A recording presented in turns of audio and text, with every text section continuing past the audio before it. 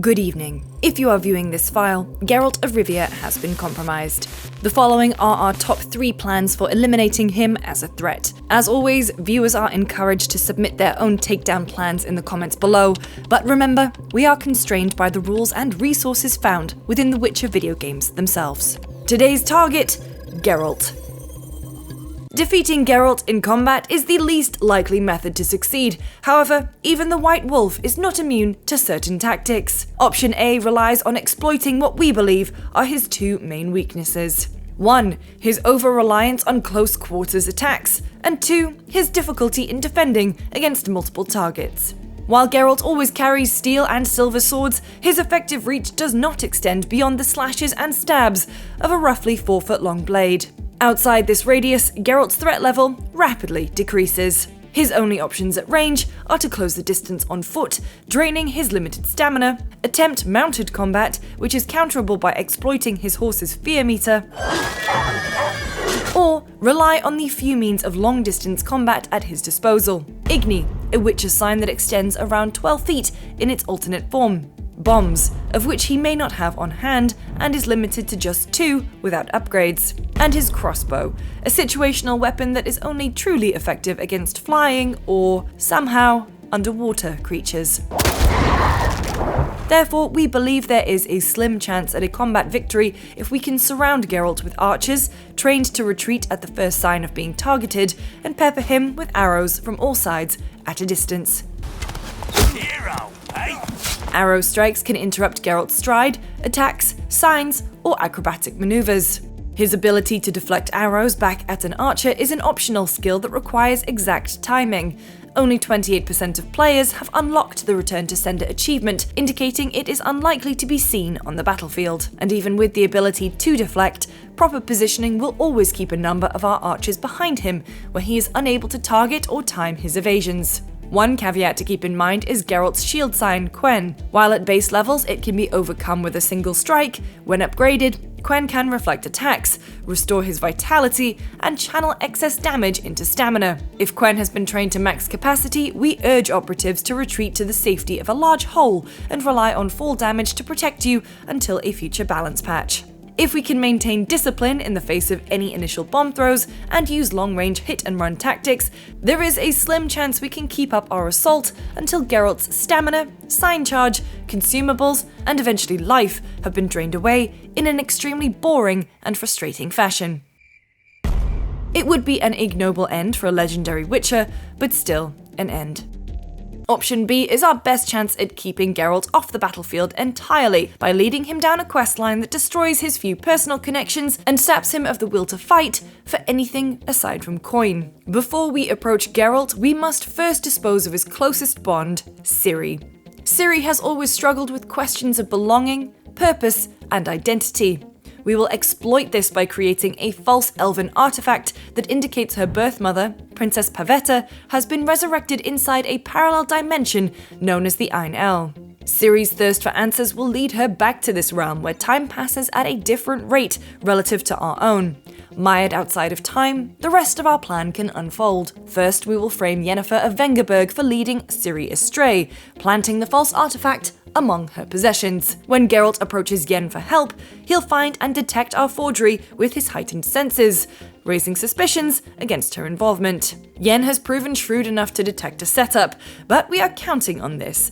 We will frame Triss Merigold for the framing of Yennefer, imbuing the false artifact with some smell, magical residue, or other evidence that leads back to Triss's residence in Novigrad.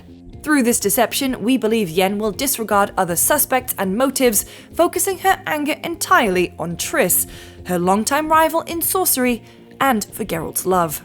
Geralt will find himself in a situation where the most meaningful person in his life, Ciri, is presumed gone, arousing deep feelings of guilt and responsibility for his surrogate daughter. And while he's used to facing complex moral choices, in this scenario he'll have to side with one of his 2 great loves against the other, or turn his back on them both. Either way, we plan to shatter what little trust he's learned to place in others. By severing at least 2 out of his 3 most meaningful personal attachments, our hope is that Geralt fully succumbs to the grim cynicism he is prone to in his darkest hours.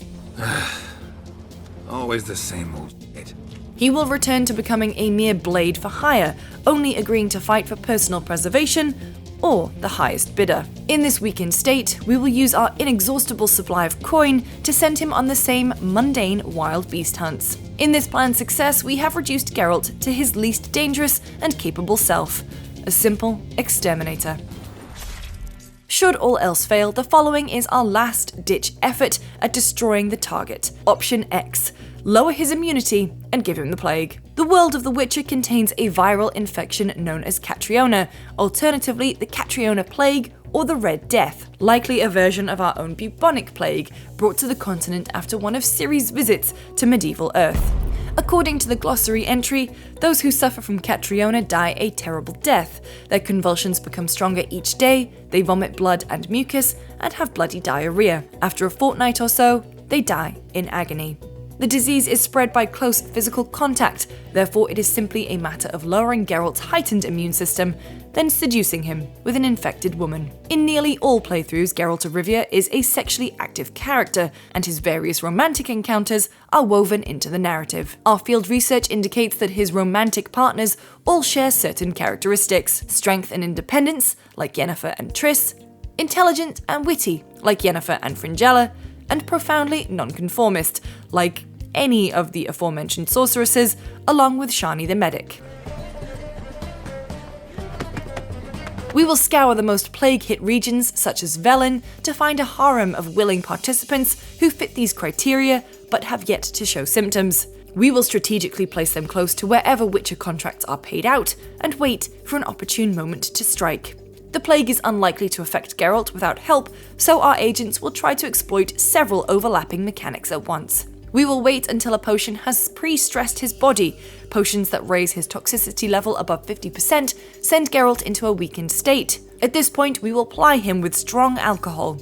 Even with heightened resistance, it has been shown to affect his body and judgment in previous Witcher games. Then, we will simply place our infected agent in his path and let nature take its course.